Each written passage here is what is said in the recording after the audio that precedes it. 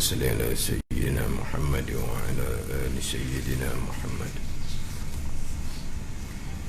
أعوذ بالله من الشيطان الرجيم. بسم الله الرحمن الرحيم. الحمد لله رب العالمين، والصلاة والسلام على سيد المرسلين وعلى آله وصحبه أجمعين.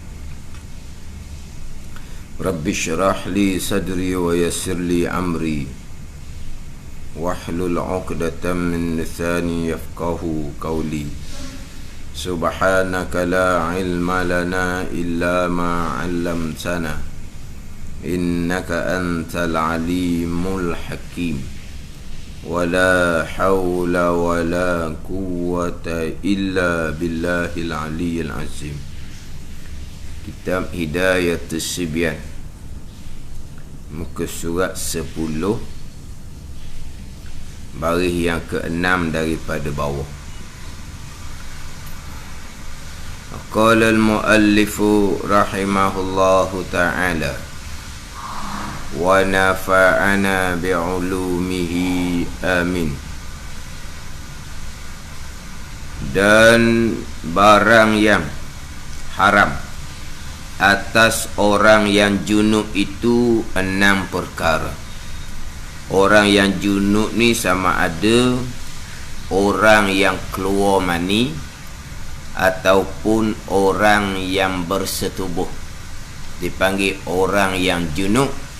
Dan termasuk juga orang yang junub ni perempuan yang wiladah, perempuan yang beranak, itu termasuk dalam orang yang berjunub.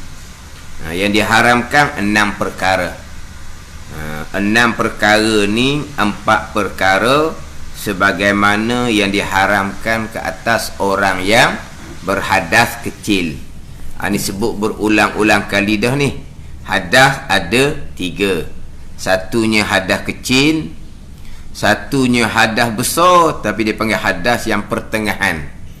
Satunya dia panggil hadas hadas besar, hak paling besar. Hadas besar ni haid dan nifas. Hadas besar tapi dia letak pertengahan ni, nak adu, nak banding dengan hadas besar haid dan nifas. Ini hadas yang pertengahan orang yang berjunub. Hadas kecil tu hadas hak paling kecil lah, orang yang tidak ada air sembahyang. Bagi orang yang berhadas kecil haramnya 6 perkara. Bagi 4 perkara: sembahyang, tawaf, sentuh Al-Quran. Yang keempatnya menanggung Al-Quran. Orang berjunub 4 perkara yang sama, tambah lagi 2, iaitu haram orang berjunub membaca Al-Quran dan berhenti dalam masjid. Kemudian hadas, haid dan nifas, dia tambah laginya 11 perkara. 11 perkara ni 6 perkara sebagaimana yang diharamkan atas orang yang berjunub. Tambah lagi 5 perkara lagi, itu bagi orang yang berhadas yang paling besar, haid dan nifas. Jadi orang junub ni sama ada orang yang bersetubuh, orang yang keluar mani, dan perempuan yang beranak. Perempuan yang beranak yang tidak ada darah nifas lah. Lepas beranak tak ada darah nifas, dipanggil orang yang berjunub. Haram 6 perkara ni. Haram 6 perkara ni bagi perempuan lepas daripada beranak. Sebab beranak tu, keluar anak tu diumpamakan dengan keluar air mani, maka berjunublah dianya, berhadas besarlah dianya. Tetapi orang yang selepas daripada beranak ni kebiasaannya disusuli dengan keluar darah nifas, maka tak ada lah hadas besar kerana beranak. Jadi yang diharamkan bagi orang berjunub ni 6 perkara. Pertama, kedua, ketiga, keempat tu mengulangi balik lah tu. Sebagaimana yang diharamkan atas orang yang berhadas kecil. Pertamanya sembahyang. Sembahyang ni mutlaqan. Bahasa Arab mutlaqan tu sembahyang semata-mata. Pada mutlaqan, sembahyang sunat ataupun sembahyang fardu ataupun sembahyang sunat, gitu mutlaqan. Sembahyang semata-mata. Tak kira sembahyang fardu ke sembahyang sunat ke.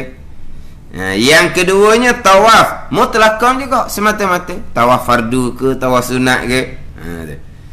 Ketiganya menyentuh Al-Quran, sama macam berhadas kecil. Keempatnya menanggung akan Al-Quran. Cuma kalau bicara bab sembahyang, haram atas orang yang berjunuk. Tiba-tiba orang yang berjunuk ni dia sembahyang dalam keadaan faqidut tahurain. Faqidut tahurain ni ketiadaan dua alat untuk bersuci, ketiadaan air dan juga ketiadaan debu tanah. Maka wajib sembahyang. Bila masuk waktu syarat wajib cukup, maka berkewajipan sembahyang. Tapi dia dalam keadaan berjunuk, sembahyang kekal wajib. Sama juga kalau berhadas kecil, sembahyang kekal wajib. Tapi bezanya, kalaulah sembahyang tu faqidut tahurain, ketiadaan air dan debu tanah, hanya berhadas kecil, dalam sembahyang tu Fatihah tetaplah kena baca, itu rukun.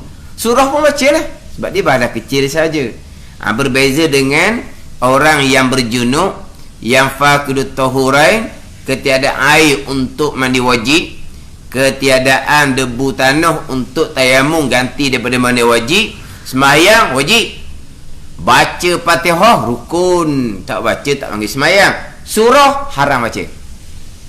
Sebab nanti bicara orang berjunuk haram membaca Al-Quran. Sekarang ni sembahyang wajib, tapi orang yang berjunuk haram membaca Al-Quran. Orang berhadas kecil boleh baca Al-Quran, pegang Al-Quran haramlah, tanggung Al-Quran haramlah, tapi baca Al-Quran tak haram. Jadi kalaulah dia sembahyang dalam keadaan berhadas kecil, dalam keadaan tidak ada air untuk berwudu, tidak ada debu untuk bertayamum, dia pun sembahyang, surah baca je lah, sebab dia boleh baca Quran, sebab dia berhadas kecil saja. Berbeza dengan orang yang berjunuk, yang berhadas besar. Dia tak ada air untuk mandi wajib, dia tak ada air, tak ada debu tanah untuk tayamum ganti daripada mandi wajib. Masuk waktu dikekal kewajipan sembahyang, dia wajib sembahyang. Tapi masalah orang berjunuk ni, dia haram baca Quran. Fatihah kena baca lah, sebab tu rukun sembahyang. Surah dah boleh baca. Lepas baca Fatihah, rokok lelu. Apa surah tak boleh baca? Surah bukannya rukun. Kamu tu berjunuk, berhadas besar, kamu tak boleh baca Quran. Tadi Fatihah saya baca, Fatihah tu rukun sembahyang. Tak baca Fatihah panggil sembahyang lah jadinya. Jadi orang yang berjunuk, yang sembahyang dalam keadaan ketiadaan air untuk mandi wajib, ketiadaan debu untuk ganti tayamum, dia hanya boleh baca Fatihah saja, surah haram baca. Sembahyang wajib, sebab syarat wajib masih lagi cukup. Cuma dia dalam keadaan ketiadaan dipanggil faqidut tahurain. Faqidut tahurain ni ketiadaan dua alat untuk bersuci, air ataupun debu tanah. Jadi empat perkara yang diharamkan bagi orang yang berjunuk ni sama dengan yang diharamkan bagi orang yang badan kecil. Tambahnya kelima, membaca akan Al-Quran. Orang berhadas kecil haram sentuh Al-Quran, haram tanggung Al-Quran. Baca Al-Quran boleh. Orang yang berjunuk, sama juga nanti bicara orang haid dan nifas, haram sentuh Al-Quran, tetap dah. Haram menanggung Al-Quran, tetap dah. Haram membaca akan Al-Quran. Haram membaca ni jikalau satu huruf sekalipun. Qaf kita baca satu huruf je tu. Alif lam mim 3 dah tu. Satu huruf sekalipun hukumnya adalah haram. Qaid dianya haram jika dikosakkan dengan dia, dengan membaca Al-Quran tu, kosak Al-Quran. Ni panjang sikit ni. Tambah selaginya, keenamnya, berhenti dalam masjid. Berhenti dalam masjid.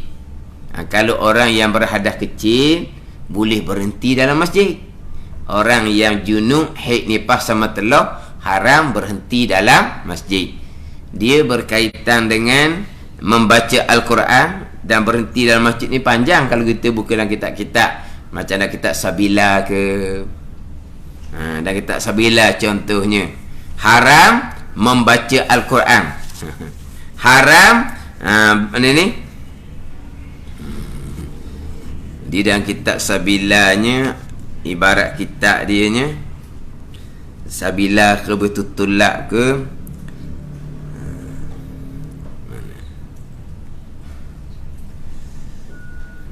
saya ada buat catatan.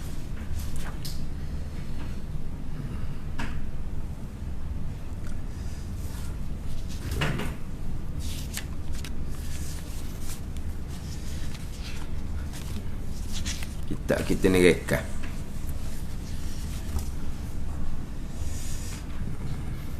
Ini dalam kitab Sabila. Haram atas orang junub yang Islam membaca Al-Quran. Haram atas orang junub yang Islam membaca Al-Quran.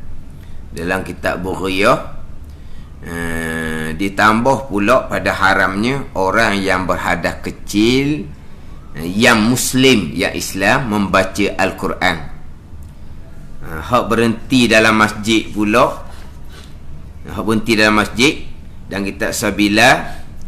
Dan haram pula atas orang yang junub yang Islam lagi baligh berhenti dalam masjid. Orang Islam lagi baligh, haram berhenti dalam masjid. Orang Islam, orang kafir, ini panjang lebar ni. Maka kita akan faham isu orang kafir baca Al-Quran, dia pastilah berhadas besar. Kalau dia mana wajib pun tidak sah sebab dia kafir. Dia baca Quran, mana tahu kafir baca Quran dia berhadas besar. Haramnya orang Islam tu, orang kafir masuk dalam masjid tu, pasti dia berhadas besar. Haram masuk masjid ni orang Islam, bukan orang kafir. Dan kitab Sabila, kitab Jawi ni, kitab Arab lagi banyak hurah berkaitan dengan perkara ni. Kalau kitab Arab, kitab Jawi, yang haram baca Quran orang junub yang Islam. Yang haram berhenti dalam masjid orang junub yang Islam lagi baligh. Dia berjunub, berhadas besar, dia tak balik lagi. Dah berjunub macam mana? Orang setubuhi dia, dia belum balik lagi. Berjunub adianya, boleh tak dia berhenti dalam masjid? Boleh, sebab dia belum balik. Berarti dalam kitab Sabila ni, dan haram pula atas orang junub yang Islam lagi baligh, lagi baligh berhenti dalam masjid. Kan timbul kan orang kafir baca Quran, pasti dia berhadas besar. Orang kafir masuk dalam masjid, pasti dia berhadas besar. Jadi kecoh buat isu. Walau itu bab hukum hakam agama, kena balik kepada hukum agama lah. Orang-orang berkenaan agama lah bagi penjelasan molek. Tapi oleh kerana orang-orang yang agama pun senyap, jawab jadi isu.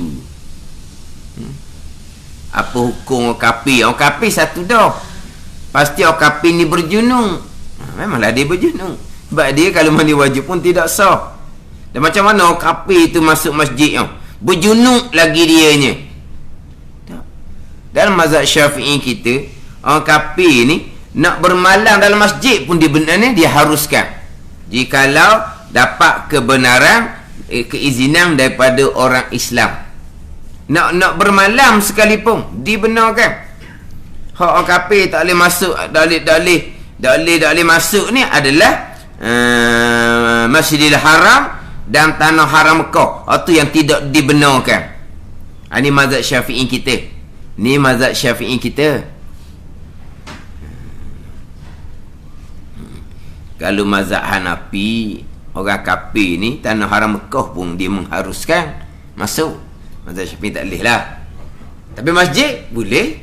Nak bermalam pun boleh. Satunya kafir, satunya dia pasti berjunuk. Dia kata haram kan orang berjunuk masuk masjid. Orang berjunuk yang Muslim. Kan orang berjunuk haram baca Quran kan? Orang berjunuk yang haram baca Quran, orang berjunuk yang Muslim. Kan? Hari kita nak rekat. Yang cerita membaca akan diakan Quran. Hak berhenti dalam masjid kita akan cerita semulalah. Cuma sentuh dulu saat ni nak faham bahawa sama saja. Hak kata haram membaca Al-Quran orang Islam. Hak kata haram orang berjunuk berhenti dalam masjid orang Islam. Gitu je. Jadi sama je hukum tu. Kita balik kepada yang kelima, membaca akan Al-Quran. Membaca akan Al-Quran. Yang pertamanya, kita kena faham. Bila sebut kata membaca, bila sebut kata membaca Al-Quran, membaca Al-Quran, sebut kata membaca, dengar di telinga. Itu yang pertama. Dengar di telinga, baru ditambah membaca. Kalau hanya bibir mulut bergerak tetapi telinganya tak dengar, tidak dihukumkan membaca. Tidak dihukumkan membaca. Yang pertama, sebab kadang-kadang orang tanya dah macam mana, dia hanya menggerakkan bibir mulut dia sahaja. Dia hanya menggerakkan bibir mulut. Ni tanya, kalau baca dalam hati, sekarang ni bukan baca dalam hati. Bibir mulut bergerak tapi suara tak keluar, tidak dihukumkan membaca. Baca dalam hati sama telah lah, tak ada kaitan. Hak ning ni sampai peringkat dia menggerakkan bibir mulut dia. Dia menggerakkan bibir mulut dia, tapi suaranya tak keluar. Suaranya tak keluar, hukumnya tidak membaca. Sebab nak hukum membaca, syaratnya adalah dengar di telinga, baru dihukumkan membaca. Sekarang ni kita bukan bicara hak bab membaca yang diharamkan bagi orang yang berjunuk ni. Sama juga dengan pembicaraan yang lain. Bila sebut kata membaca, dengar di telinga. Kena mati situ. Bila sebut kata membaca, dengar di telinga. Contohnya, dalam sembahyang ada rukun bacaan yang kita panggil rukun qauli. Bila dipanggil rukun bacaan, nak sah, syaratnya dengar di telinga. Dia ada dalam sembahyang dipanggil sunat bacaan, yang dipanggil sunat qauli. Nak dapat pahala sunat qauli, dengar di telinga. Kita biasa dengar rukun qauli tau. Sunat qauli, doa iftitah, sunat qauli. Ta'awuz, a'udzubillah, sunat qauli. Amin, sunat qauli. Surah, sunat qauli. Takbir intiqalat, sunat qauli. Tasbih dan rokok sujud, sunat qauli. Jadi hak sunat bacaan ni nak terhasil, nak jadi sunat, syaratnya dipanggil bacaan. Bacaan ni dengar di telinga. Kalau rukun qauli tu tak adalah tu, sebab itu wajib. Syaratnya kena dengar di telinga, pun dipanggil membaca Fatihah, membaca tasyahud, dengar di telinga, baru dipanggil membaca. Kemudian dengar di telinga ni kira kepada telinga orang normal panggil apa? Telinga orang biasalah. Jangan kira pada telinga orang yang telinga agak pekak sikit tu. Dibaca kalau telinga biasa dengar dah, telinga dia tak dengar lagi, hukum dengar dah. Contoh, dia orang berjunuk, dia baca tapi telinga dia pekak, dia kurang dengar. Dia baca qada tu telinga tak dengar, tapi kalau telinga biasa dengar dah, dia panggil membaca dah tu, haram lah tu. Ada ni. Jadi kata membaca dengan telinga yang normal, telinga hot biasa. Dalam keadaan suasana yang tenang, suasana biasa. Tapi kalau suasana tu bising dengan orang buat kerja ke, bising dengan suara orang dengar ni, bising dengan bunyi hujan ke. Jadi baca qada tu oleh kerana bising dengan bunyi orang buat kerja ni, godong-godong buat kerja ataupun bising dengan suara hujan, jadi tak dengar. Tapi kalau suasana biasa dengar, hukumnya membaca dah tu. Manakala orang junub tu haram dah dah. Kalau dalam semayang, sah dah tu rukun qauli tu. Tak payahlah kita kuat lagi. Sekarang ni kita biar baca sekadar tu, dengar di telinga dah. Kalau suasananya tenang. Tapi apabila suasana tu bising, maka tak dengar. Kita pun angkatkan suara supaya dengar. Tak payah. Jika mendengar ni telinga yang normal, suasana yang tenang. Dengar, dihukumkan membaca. Sekarang ni kalau sembahyang lah, kadang-kadang orang duduk sebelah tu tak bunyi ni, tak bunyi sikit habuk. Ya, kalau lah telinga dia dengar suara, keluar suara, kita dengan dia dekat je kan, sejengkal je kan telinga kita dengan dia kan. Sok-sek tu bunyi lah. Ni tak bunyi apa satu. Bibir mulut bergerak, itu tidak dihukumkan membaca.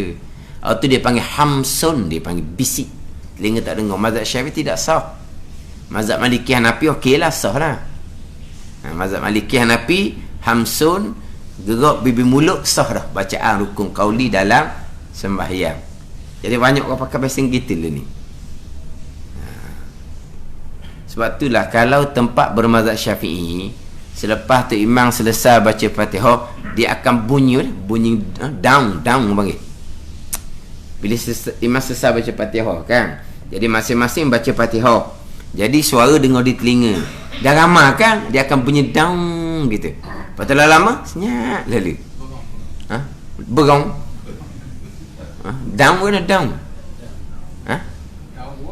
Down kuat. Berong. Berong. Dah ada bunyi api oleh kerana dia ramai. Mari berong. Jadi maknanya lepas dia habis cerita tu, senyap lalu. Kalau tempat kita gitu lah.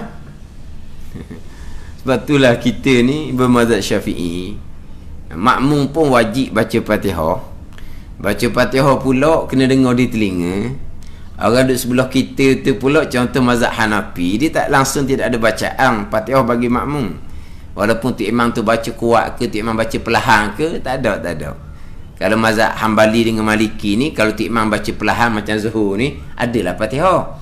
Kalau tu imam baca kuat macam subuh, maghrib, isyak tu, tak ada lah Fatihah. Kalau tu imam baca kuat.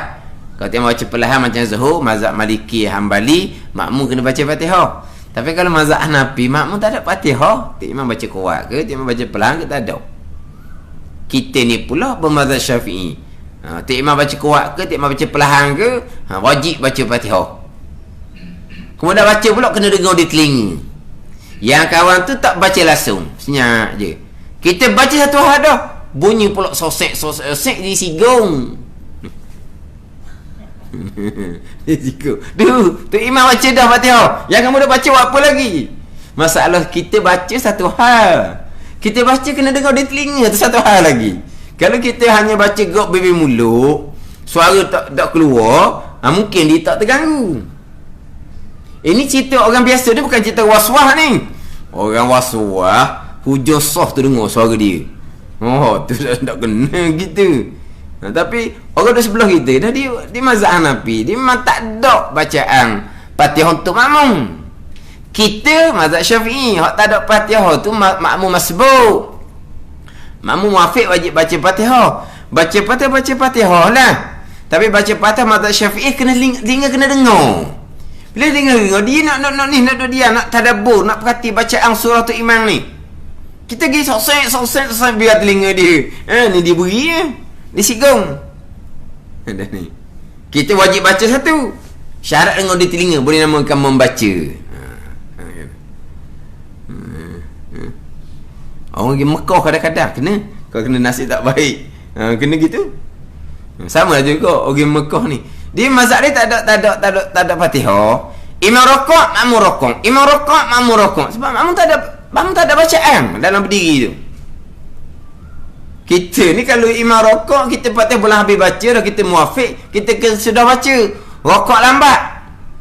Orang rokok sebelah tu dia boleh hulur tangan, dia tarik. Orang kita tengah berdiri, tarik suruh tunduk rokok.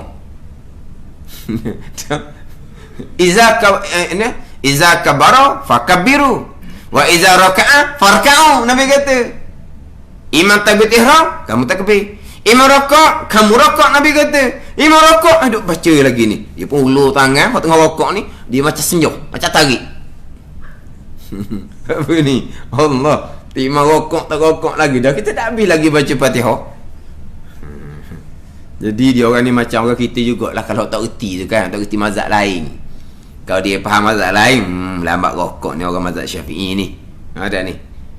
Ni baca Fatihah sendiri pada hati imam, baca Fatihah dah, makmum baca juga. Lepas tu keluar suara ni, telinga dengar ni, mazhab Syafi'i. Kalau dia reti, dia tak ada masalah. Macam kita lah.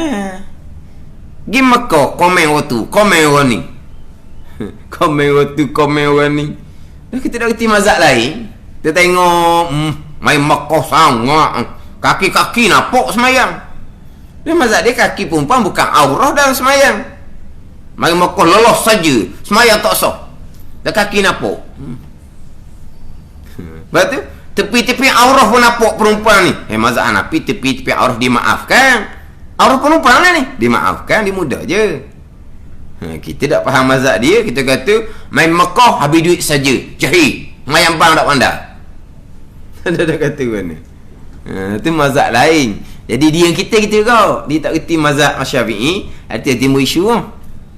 Kalau dia reti mazhab Syafi'i, baca dengar di telinga tu, dah lah dia baca Fatihah, dengar di telinga pula atas mazhab Syafi'i. Imam rokok, dia tak rokok lagi, dia nak perapi Fatihah lah tu mazhab Syafi'i. Jadi kita sebut kata membaca, kita kena faham. Membaca dengar di telinga. Sebab itulah kita macam bacaan-bacaan lepas sembahyang, bacaan-bacaan lepas sembahyang tu, dia tu panggil bacaan belaka tu. Zikir lisan dipanggil. Kita zikir lisan, hati zikir setengah hati, boleh pahala hati pula. Tapi itu dipanggil zikir lisan. Bila panggil zikir lisan, termasuk lepas sembahyang, telinga kena dengar. Jangan duk menung mulut gitu, tak jadi, telinga kena dengar. Baru dinama kita membaca bacaan wirid lepas sembahyang. Cuma timbulnya contohnya imam, dia sebenarnya bacaan-bacaan lepas sembahyang ni, wirid lepas sembahyang, termasuk doa lepas sembahyang, hukumnya sunat perlahan. Sunat perlahan. Dia boleh sebut kata perlahan, dengar telinga saja. Kalau kata jahar, kuat, latah, orang ramai dengar. Di satu dia panggil sir, satu dia panggil jahar. Sir, dengar telinga saja. Jahar, kuat, dengar ramai. Jangan salah faham sini, sebab kita panggil membaca. Sunat membaca dengan perlahan, sunat membaca dengan jahar, dengan kuat. Bila kata membaca, yang pertama kena mati, dengar di telinga. Perlahan, dengar telinga saja. Kuat, suara jadi latah. Tu beza dia. Tak ada ni. Ada orang salah faham, bacaan perlahan, gerak pipi mulut saja. Bacaan jahar kuat, telinga dengar. Salah lalu dah tu. Sebab apabila sebut kata bacaan tu sendiri pun dipanggil dengar di telinga. Bacaan perlahan, sir, dengar telinga saja. Bacaan jahar kuat, orang lain pun dengar. Jadi kita lepas daripada sembahyang, wirid sama, doa sama, yang asalnya disunatkan buat asing-asing. Sunat buat asing-asing.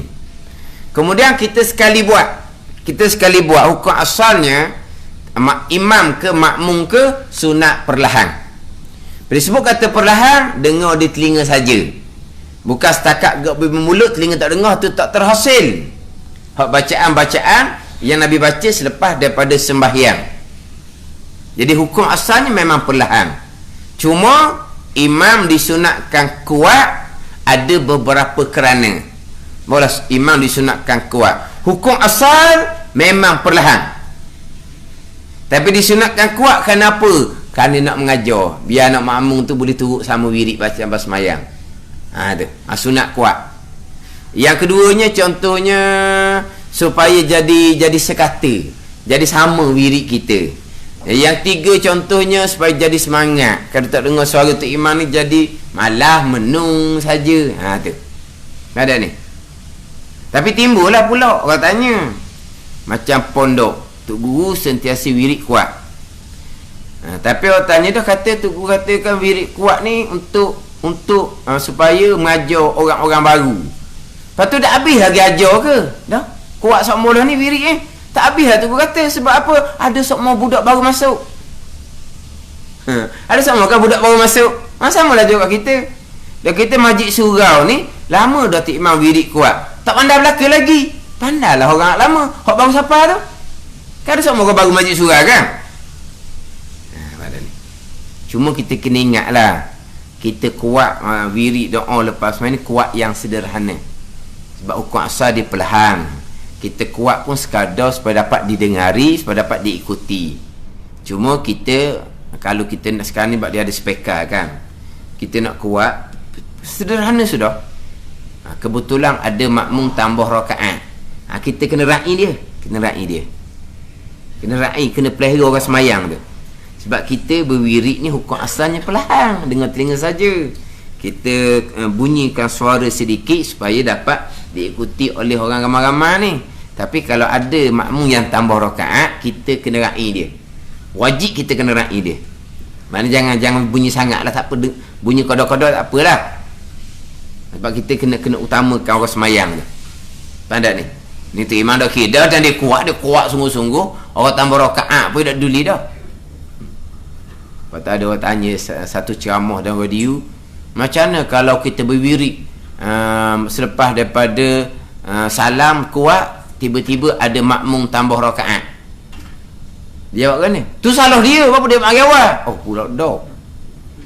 Hak tambah rakaat tu kan mari lambat kan. Salah dia lah mari lambat.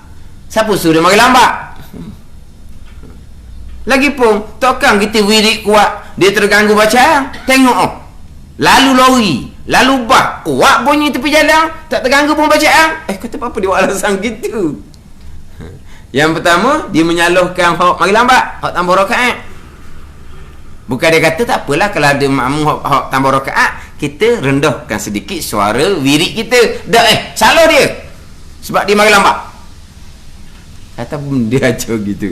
Lepas tu dia kata, takkan kita wirid kuat terganggu. Lori lalu, bah lalu, masjid surau tepi jalan besar kan, lori lalu, bah lalu kan kuat bunyi tu kan, tak terganggu pun dia kata. Dah tu kita buat gate depan tu sekat lori bah yang lalu masa orang tengah sembahyang. Dia buat alasan tu. Memang kita kena jaga, kita kena utamakan orang sembahyang. Tapi maknanya dia kuat pun kodoh supaya dapat diikuti oleh yang lain. Sama juga dia berdoa disunatkan perlahan, melainkan supaya diaminkan. Supaya diaminkan kita kena kuat dah doa tu. Contoh kita buat bandingan. Kita semai subuh ada doa kunut. Kita sama ada berjemaah ataupun semai seorang, Fatihah baca kuat, surah baca kuat. Tu imam baca kuat, semai seorang baca kuat, Fatihah dan surah, maklumlah subuh ni. Ketika membaca kunut, kalau jadi tu imam kuat, kalau kita semai seorang rumah perlahan. Kita yang seorang rumah subuh, Fatihah kita baca kuat, surah kita baca kuat, kunut kita baca perlahan. Sebab doa sunat perlahan. Tapi kalau imam, kenapa kunut dia baca kuat walaupun doa? Sebab untuk diaminkan oleh orang belakang.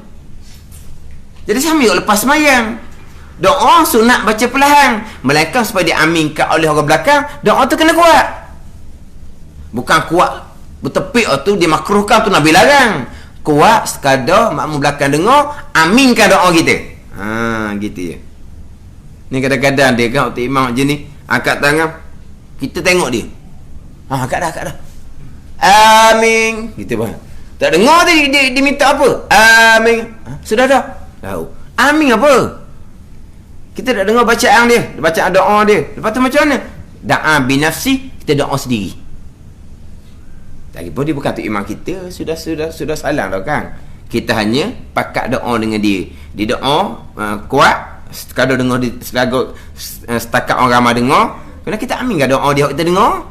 Kalau dah kita dengar, kita nak amin apa? Kita doa sendiri nah. Tapi hukum asalnya memang sunat perlahan. Tapi dia disunatkan kuat ada kerana. Tapi cuma nak ceritanya, sebab kata membaca dengar di telinga. Sir perlahan dengar telinga saja. Jahar kuat ramai orang dengar. Kena ingat baik tu. Ni kadang-kadang kan lepas sembahyang, subhanallah. Tapi jawab apa? Alhamdulillah. Jawab. Tak lah. Telinga dia pun tak dengar. Lagi ke mana sebenarnya? Dia balap tu imam.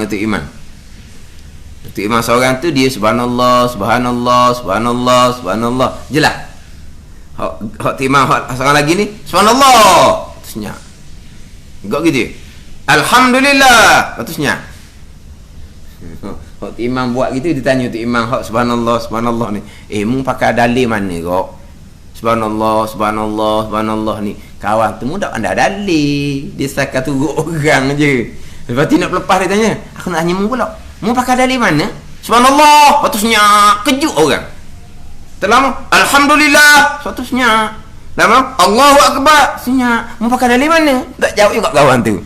Sama khising. Dia sebenarnya tu semua amalan sendiri sebenarnya. Tapi nak cerita, kita nak dapat kelebihan tasbih 33 kali, tahmid 33 kali, takbir 33 kali, diakhir dengan la ilaha illallah wahdahu la syarikalah tu kan. 100 kali diampunkan sekian dosa, walaupun dosa walau kana misla zabadil bahri tu. Walaupun dosa boleh laut sekalipun, biar dengar di telinga belakalah 100 kali tu. Tapi hukum asalnya dengan perlahan. Perlahan mana apa? Dengar telinga saja. Kena ingat baik. Membaca dengar di telinga. Jadi di sini kata haram orang berjunuk, orang haid nifas membaca akan dia. Membaca akan Al-Quran, prinsip kata membaca dengar di telinga. Kalau membaca nanti tak panggil membaca, tak haram. Kalau kata bibir mulut bergerak, suara tak keluar, tidak haram. Bagi orang yang berjunuk, bagi orang haid dan nifas. Yang haramnya membaca Al-Quran dengan bahawa dengar di telinga. Telinga yang sederhana, suasana yang tenang. Jikalau satu huruf sekalipun, satu huruf membaca Al-Quran qaf, satu huruf sekalipun haram. Cuma di sini haram jika dikosakkan dengan dia dengan membaca tu Al-Quran. Sekarang ni kita membaca Al-Quran, hukumnya haram. Tapi haram jika kita kosak membaca Al-Quran tu, kosak Al-Quran. Dan baca Al-Quran, Al-Quran lah dianya. Kosak apa lagi? Dan sekarang ni haram baca Al-Quran dengan kosak Al-Quran. Tak pelik kan? Al-Quran kan? Kosak-kosak apa lagi? Baca Al-Quran.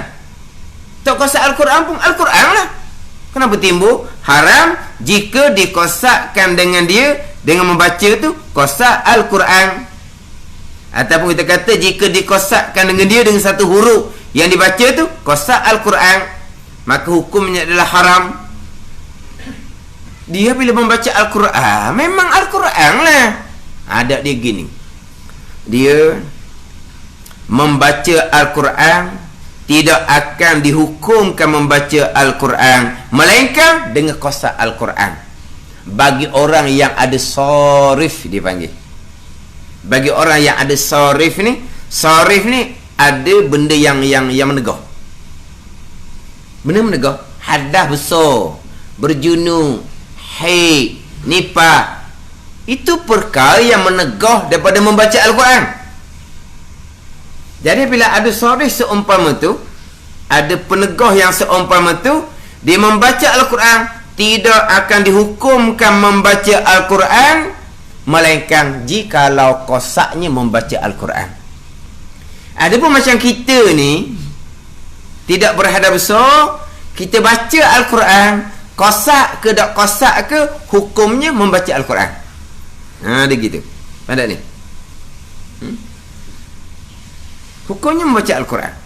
Sama ada kita kosak Al-Quran ataupun tidak. Sebab yang kita baca tu Al-Quran.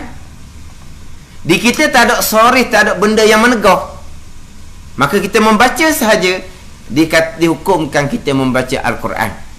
Tak sama dengan orang yang ada sorif, orang yang ada perkara yang menghalang daripada baca Al-Quran. Maka tidak dihukumkan membaca Al-Quran, melainkan dengan kosak Al-Quran barulah dihukumkan membaca Al-Quran, barulah dihukumkan haram. Ini contoh orang yang berhadap besar, orang yang berhadap besar, sama ada junub ke, haid dan nifas ke, dia nak makan nasi contohnya, dia akan baca Bismillahirrahmanirrahim. Tu Al-Quran. Tapi dia belum mandi wajib. Perempuan ni masih lagi dalam keadaan ada haid. Perempuan ni masih lagi dalam keadaan ada nifas. Nak makan nasi, dia pun baca Bismillahirrahmanirrahim. Al-Quran tu. Lepas tu macam mana? Di kosak tu, kosak baca Al-Quran ke? Kan Al-Quran kan? Kosak tak kosak pun Al-Quran. Tak, di dia tu ada sorif. Ada benda yang menegah daripada baca Al-Quran. Dia berjunuk, tak boleh baca Al-Quran. Dia sedang haid, sedang nifas, tak boleh baca Al-Quran. Dia baca tu tidak akan dihukumkan membaca Al-Quran, melainkan jika dikosak membaca, dikosak hak dibaca sebagai Quran, barulah hukumnya haram. Kalau dikosak sekadar kosak zikir yang disunatkan sebelum buat perkara yang baik, maka jadi zikir. Ataupun dia baca mana? Terlancar lidah je. Nak makan bismillah, nak waktu bismillah, nak waktu bismillah, nak pegang benda tu bismillah, nak ambil benda tu bismillah. Panggil apa ni? Terlancar lidah, panggil tak? Kan orang-orang ni kan, kalau dia mulut di bismillah kan, dia akan jadi nak minum air bismillahirrahmanirrahim. Dia jadi macam apa ni? Macam jalan gitu je. Apa dia? Ni dipanggil macam terlancar lidah. Terlancar lidah ni orang latah. Orang latah tu kan, terlancar lidah. Dan ni macam terlancar lidah lah ni. Inak buat bismillahirrahmanirrahim. Inak buat benda asal perkara bismillahirrahmanirrahim. Jadi gitu dah lidah dia ni. Ni. Dia ada tak kosak zikir? Tak. Dia ada tak kosak Quran? Mana Quran? Dan kadang berjunuk ni kan. Dan kadang sedang haid ni kan. Dan kadang sedang nifas nak Quran ke mana? Dia tak kosak Quran. Sama dia kosak zikir ataupun tak kosak apa-apa, tidak dihukumkan membaca Al-Quran. Tak ada. Ada ni. Yang haramnya jika dikosakkan dengan dia, kosak sebagai Al-Quran, baru dihukumkan haram. Sebab apa kata kena kosak Al-Quran? Sebab dia ada sorif, dia ada benda yang menegah dia baca Quran. Maka tidak akan dihukumkan baca Quran, melainkan jikalau dia membaca tadi dengan kosak Al-Quran. Hak kosaknya panjang bicara. Ada ni. Dia dalam Al-Quran ni memang ada ayat Al-Quran yang dijadikan sebagai zikir yang lain. Kita kan lepas mayang tu kan baca ayat kursi, baca syahidallah, itu ayat Al-Quran. Tetapi ayat tu sendiri ada dalam zikir bacaan yang lain. Ada ni. Hak 3 kul itu Al-Quran dan dibaca pada ketika-ketika yang sebagai zikir. Dia ada dalam Quran ni, yang mana ayat tu Quran pun ya, dibaca dalam zikir pun ya. Pada ni dalam Quran pun ayat tu ada, dalam zikir ayat tu ada. Macam kata qul huwallah tu lah, kita baca sama qul huwallah. Dalam zikir harian kita pun qul huwallah. Ayat kursi pun kita baca sama. Bukan kata dalam lepas wirid je, itu memang zikir kita. Ada ni. Jadi ada ayat Al-Quran yang memang dijadikan sebagai zikir. Dan kebanyakan ayat Quran hanya semata-mata ayat Al-Quran sahaja. Tidak terkandung dalam zikir-zikir harian, kita tidak terkandung. Kebanyakannya. Maka timbul di sini yang kita tidak kosak Al-Quran, yang kita kosak zikir ni, hak bacaan yang ada dalam Al-Quran dan ada zikir sahaja ke, ataupun sekalian satu Al-Quran. Jadi pandangan muktamad, sekalian satu Al-Quran tu, selagi tidak kosak sebagai Al-Quran, tidak akan dihukumkan Al-Quran. Itu pandangan muktamad.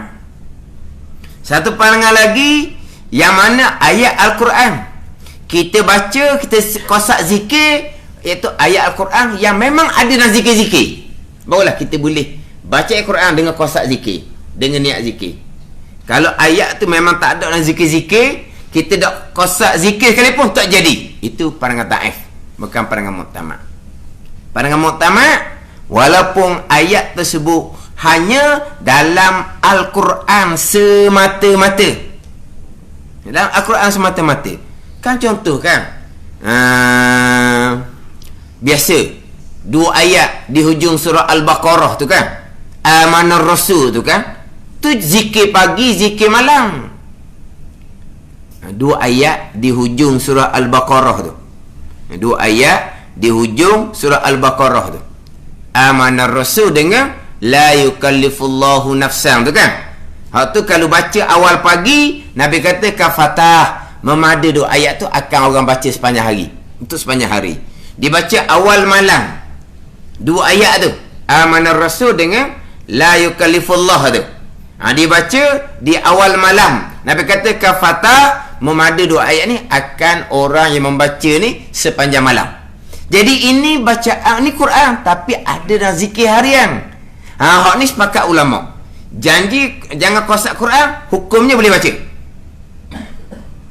sebab dia memang ada dalam zikir. Tapi kalau ayat lain hak tidak terkandung dalam zikir, pada muktamad sekalipun, selagi tak kosak Quran, tidak dihukumkan membaca Al-Quran. Kosaknya apa? Kosaknya mengajar. Kosaknya mengajar tu contoh. Dan kita panjang bicara, hak kosaknya bukan kosak membaca Al-Quran, dia kata kosak mengajar. Ni tanya Ustazah lah, hak ngajar Quran tu gua ni. Pegang tak boleh. Pegang tak boleh. Jadi kalau Ustazah tu tak ingat Al-Quran, anak murid nak baca Al-Quran, dia kena anak suara murid dia buka lah. Kat mana ni saya baca kat ni, dia tengok je lah betul mana-mana salah. Dia pegang tak boleh. Kalau Ustazah tu hafal Al-Quran, senang lah. Tapi Ustazah tu ajar lah, ajar sungguh ni, baca sungguh ni, jangan salah. Ulang-ulang baca salah. Ustazah baca lah hak betul kan. Saya tak boleh baca, saya haid. Tak, bacalah, baca macam nak betul. Kosaknya apa? Kosak mengajar. Oh, kalau tidak kok, anak murid mari minta maaf Ustazah haid. Ustazah pula haid 14 hari pula, sukaan anak murid. Lepas tu cukup 14 hari, mek mari ngaji mek. Ustazah boleh semayang dah. Minta maaf Ustazah, saya pula tak boleh semayang. Tapi dia nak ngaji, gila anak murid sekali haid. Lepas tu mula Ustazah haid, Ustazah boleh semayang dah, anak murid pula tak boleh semayang. Mana boleh baca Quran dengan kosak mengajar. Yang haramnya jikalau kosak Al-Quran. Walaupun mengajar tu pun, selagi tak kosak Al-Quran, tidak dihukumkan Al-Quran.